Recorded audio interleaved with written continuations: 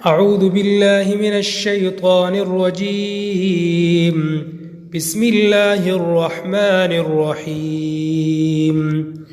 وإذا طلقتم النساء فبلغن أجلهن فلا تعضلوهن أن ينكحن أزواجهن إذا تراضوا بينهم بالمعروف، ذلك يوعظ به من كان منكم يؤمن بالله واليوم الآخر، ذلكم أزكى لكم وأطهر، والله يعلم وأنتم لا تعلمون.